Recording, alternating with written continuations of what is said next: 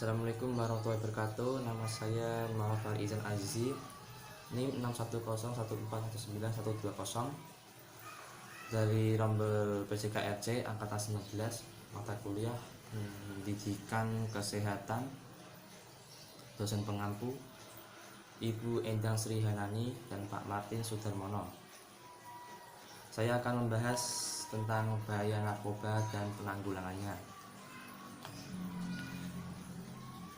Definisi narkoba, kepanjangan dari narkotika dan obat atau bahan berbahaya. Sedangkan nafza, narkotika, psikotropika, dan zat adiktif.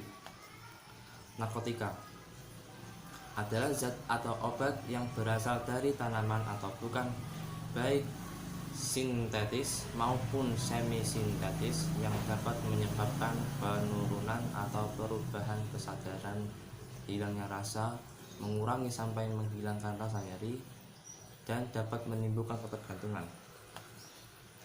Narkotika dapat dibedakan menjadi 3 golongan.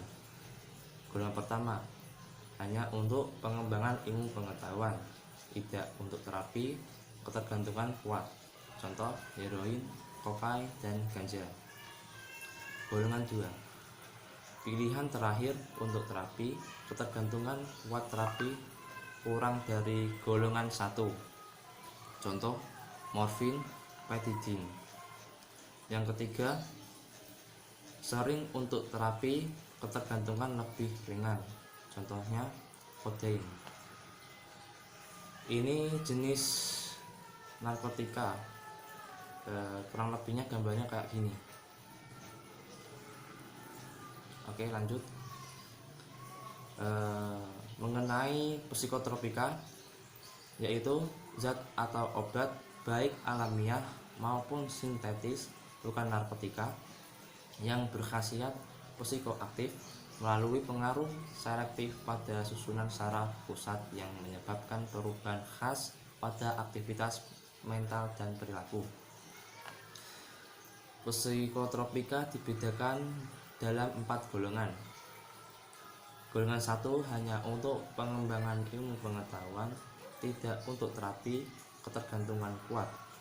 Contoh ekstansi, MDMA, dan LSD. Golongan kedua bisa untuk terapi, tetapi pilihan terapi ketergantungan tidak tinggi tetapi kurang dari golongan 1. Contoh amfetamin, metilfenidat atau Ritalin, dan metakualon. Golongan ketiga sering untuk terapi ketergantungan sedang. Contoh fenobarbital dan flunitrazepam. Golongan 4 untuk terapi ketergantungan ringan. Contohnya diazepam, kolabazam, dan bromazepam. Ini kemungkinan dari jenis psikotropika, gambar-gambarnya kurang lebihnya kayak gini. Oke, lanjut.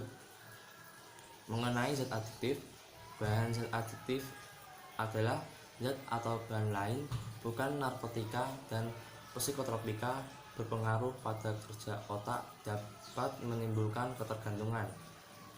Dari UU No. 22 tahun 1997 tentang narkotika, bahan ini bisa mengarahkan atau sebagai jalan adiksi terhadap narkotika. Ini jenis zat adiktif. Kurang lebihnya gambarnya kayak gini. Oke, lanjut. Jenis narkoba berdasarkan efek terhadap susunan saraf pusat. Yang pertama, stimulan. Contohnya amfetamin, metamfetamin. Bahasa gaulnya itu sabu kristal. Efeknya tuh gangguan sistem saraf, termasuk stroke dan serangan jantung. Depresan. Contoh alkohol, benzodiazepin, opioid, atau opium, morfin, kodein. Bahasa gaulnya ini berm, oplosan, gopang, boti, munggul, putau, si putih, atap. Efeknya mengantuk dan kelelahan, penurunan fungsi kognitif dan memori, berkeringat, gelisah, sulit tidur, dan sulit konsentrasi. Halusinogen, contohnya ekstasi, mushroom, dan bunga kecembung. Bahasa gaulnya inex, magic mushroom, atau jamur kotoran sapi. Efeknya ini menghasilkan satu spektrum pengalaman sensor yang terdistorsi serta berpengaruh mood dan proses berpikir. Jenis lainnya ganja, mira atau khat, inhalan atau lem, bensin, dan ketamin. Bahasa gaulnya ini cimeng, gelek, dan cat. Efeknya itu sulit mengingat sesuatu, reaksi melambat, sulit konsentrasi, mata merah, mengantuk, paranoid, dan cemas. Proses terbentuknya ketergantungan narkoba. Yang pertama kompromi. Kompromi ini berakibat mau bergaul dengan pemakaian narkoba. Ini terutama pada para remaja ini sangat berbahaya, gampang dipengaruhi. Terus yang kedua ini coba-coba. Ini sering terjadi karena segan menolak teman. Yang ketiga toleransi. Pemakaian sosial itu pada saat bergaul ya, berkumpul. Terus yang pemakaian situasional itu pada saat situasi kesal, gelisah, kecewa, dan ada masalah terhadap dirinya, kayak gitu. Terus kebiasaan ini sangat berpengaruh sih, terutama ini pemakaian jadi semakin sering yang digunakan akan meningkatkan menjadi sering pakai terus digunakan, tidak perlu dipengaruhi atau sedang bermasalah. Yang kelima,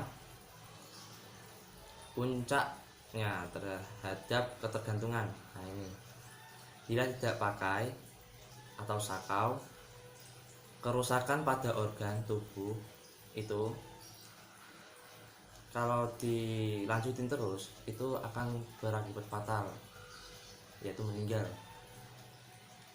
Oke, lanjut.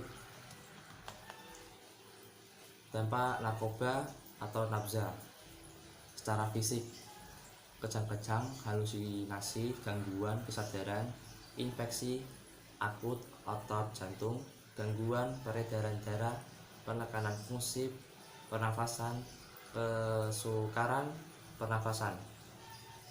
Yang kedua, sering sakit kepala, mual-mual dan muntah, murus-murus, suhu tubuh meningkat, pengecilan hati dan sulit tidur, penurunan fungsi hormon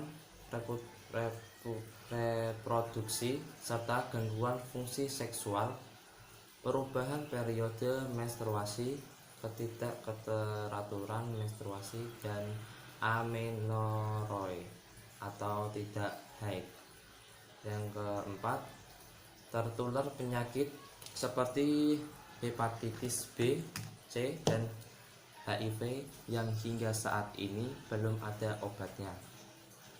Yang kelima, overdosis mengakibatkan kematian. Tanda-tanda pengguna narkoba secara sosial, yang pertama ini mental, terus antisosial dan asusila, dikucilkan oleh lingkungan. Yang ketiga, merepotkan dan menjadi beban keluarga. Ini sudah pasti. Terus yang ketiga, pendidikan menjadi terganggu pada masa suram. Ini sangat berbahaya sih kalau soal pendidikan. Jangan sampai terganggu lah pendidikan dengan kebiasaan yang kita alami, ya kebiasaan buruk maksudnya. Oke, lanjut. Tanda-tanda pengguna narkoba secara psikis atau kejiwaan: lamban kerja, ceroboh kerja, sering tegang dan gelisah, hilang kepercayaan diri, apatis dan penghayal, penuh curiga. Terus yang ketiga ini agitatif, menjadi ganas dan tingkah laku yang brutal. Yang keempat, sulit berkonsentrasi, perasaan kesal dan tertekan. Kelima, cenderung menyakiti diri, perasaan tidak aman, bahkan bunuh diri.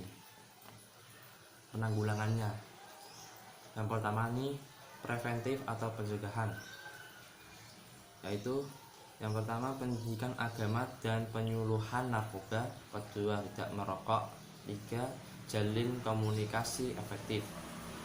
Terus tindakan hukum penyalahgunaan narkotika: hukuman mati, hukuman penjara seumur hidup, hukuman tertinggi 20 tahun dan terendah 1 tahun, hukuman kurungan, hukuman denda dari 1 juta sampai 7 juta rupiah. Terus berlanjut rehabilitasi. Yang pertama, rehabilitasi medis. Rehabilitasi medis secara medis meliputi detoksifikasi, pemeriksaan kesehatan, penanganan efek buruk dari penyalahgunaan narkoba, psikoterapi, rawat jalan, dan lain-lain. Rehabilitasi sosial, aktivitas yang dilakukan pada tahap rehabilitasi ini meliputi seminar, konseling individu, terapi kelompok, study group, dan sebagainya. Yang ketiga, kegiatan kerohanian. Terhadap ini bertujuan untuk mempertebal mental pecandu agar semakin kuat mempertahankan niat untuk sembuh dari kecanduan. Kebijakan terhadap penyalahgunaan narkoba, ada 2 model pendekatan. Penyalahgunaan sukarela, lapor diri. Yang dimaksud ini penyalahgunaan narkoba yang secara sukarela melaporkan diri ke IPWL atau dilaporkan oleh anggota keluarga tidak akan dituntut pidana. Yang kedua, penyalahgunaan yang tertangkap. Penyalahguna narkoba yang tidak melaporkan diri ke IPWL dapat ditangkap aparat dan akan diproses hukum. Lebih baiknya di penyalahgunaan sukarela lapor diri biar gak kena tuntutan pidana. Oke, lanjut. Strategi dan kebijakan P4GN: perang seluruh elemen bangsa dalam penanganan narkoba. Yang pertama, komitmen diri. Seluruh elemen bangsa bertanggung jawab dan berkomitmen menjaga diri, keluarga, kelompok atau komunitas, dan lingkungannya dari penyalahgunaan dan peredaran gelap narkoba. Yang kedua, regulasi anti narkoba. Penerbitan regulasi pencegahan penyalahgunaan dan peredaran gelap narkoba di tingkat daerah, institusi, kampus, sekolah, dan lingkungan masyarakat, dan lain-lain. Konsolidasi kekuatan. Seluruh elemen atau pemerintah, swasta, dan masyarakat berkonsolidasi dan berkontribusi bersama mendukung penanganan narkoba secara masif. Yang keempat, bersih narkoba. Mewujudkan lingkungan masyarakat, pemerintahan, tempat kerja, kampus, sekolah bersih narkoba. Yang kelima, deteksi dini. Penyelenggaraan tes urin secara berkala di lingkungan instansi, organisasi, kampus, sekolah, dan lingkungan masyarakat. Selanjutnya, kenyataan yang perlu diketahui. Yang pertama, menghilangkan kebiasaan atau ketagihan, yaitu perjuangan seumur hidup. Yang kedua, resiko kehilangan pekerjaan di depan mata. Yang ketiga, mencoreng nama baik institusi tempat bekerja. Yang keempat, anak dan istri terabaikan, keluarga berantakan. Bisa jadi kayak akan cerai, kayak biasanya rata-rata kayak gitu. Terus yang kelima, karir dan masa depan hancur. Ini bisa jadi dan bisa lah akan terjadi kayak gini. Terus yang keenam, ini dapat menyebabkan terjadinya kecelakaan kerja. Terus yang ketujuh, menyebabkan kerugian material bagi institusi tempat kerja. Contohnya penggelapan uang, terus kayak bahan-bahan yang ada di pekerjaan, di perusahaan itu, dan lain-lain. Kemungkinan kambuhnya atau relaps mantan pecandu narkoba menjadi pecandu kembali sangat tinggi. Bisa jadi tergantung orangnya juga. Terkadang ada yang sudah bebas atau bebas dari penjara, ada sebagian kecil itu ada yang sudah tobat, biasanya ada, tapi kebanyakan sih malah pecandu ini malah semakin meningkat. Oke, kita lanjut. Banyak korban narkoba yang menjadi penjahat atau pencuri untuk dapat membiayai kebiasaan mereka menggunakan narkoba. Terus korban narkoba bukan saja membuat dirinya sendiri menderita, tapi juga keluarga, teman-teman, bahkan semua orang yang dicintainya ikut menderita. Oke, kalau ini tergantung orangnya juga. Sayangilah dirimu sendiri. Jangan lakukan hal-hal negatif, terutama yang pengguna narkoba ini. Kalau bisa menjauhkan aja dari hal-hal yang obat-obatan yang terlarang kayak gitu. Oke, sekian dan terima kasih. Assalamualaikum warahmatullahi wabarakatuh.